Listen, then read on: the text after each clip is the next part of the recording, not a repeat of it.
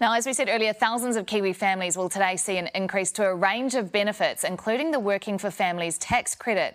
But critics say the increase is merely an inflation catch-up and much bigger changes are needed to lift children out of poverty. Joining us now is Susan St John, the Child Poverty Action Group economic spokesperson. Susan, good morning and thanks for joining us. Is it right to frame this as extra money in the pocket for low-income families today? Not really, because as you said, it's actually an inflation catch-up and reflects that Working for Families hasn't been adjusted since 2018. So it's a bit of a Cinderella in terms of the welfare system. You've got benefits and you've got New Zealand Super annually adjusted for wages, but you only get an adjustment to Working for Families when inflation has accumulated to a certain percentage, and it only reflects, in this case, an inflation adjustment up to September of last year. So it doesn't reflect the spike in living costs that we've seen in the last 6 months. OK, so if you take inflation and the increase in cost of living into account, are people going to feel more comfortable, any better off? Well, they're certainly much better off with this increase than they would be without it. But all it's going to do is really put them back to where they were in 2018. And it doesn't deal with the fundamental problems that are wrong with Working for Families.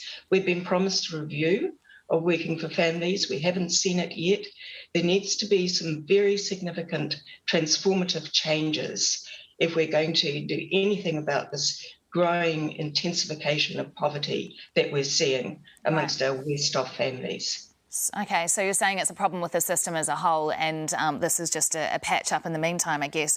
Let's look at some of those who are perhaps the most vulnerable. So, for instance, a solo parent who can only work part-time, so they also have to claim some benefit. Are they going to get the full benefit of the changes that have been announced today? Well, the problem is they don't get the full package. So there is an anomaly within Working for Families. Part of Working for Families is carved off and only given to the deserving poor, the ones that are actually not in a benefit of any kind. So if she's working part-time on a part benefit, she won't qualify for what in inflation-adjusted terms would be $82 a week. Now, we know that overall these changes announced today will mean, on average, for a family, $20 extra per week. $82 would make a significant difference. So if she were entitled to that, what we're calling for in Child Poverty Action Group is an immediate extension of Working for Families so that the full package goes to all low-income families. So are you saying that the working situation of the adult is too much of a focus as opposed to the needs of the child in that situation? That is very well put. That's exactly what has happened over many years. It's become paid work as the focus, paid work as the way out of poverty.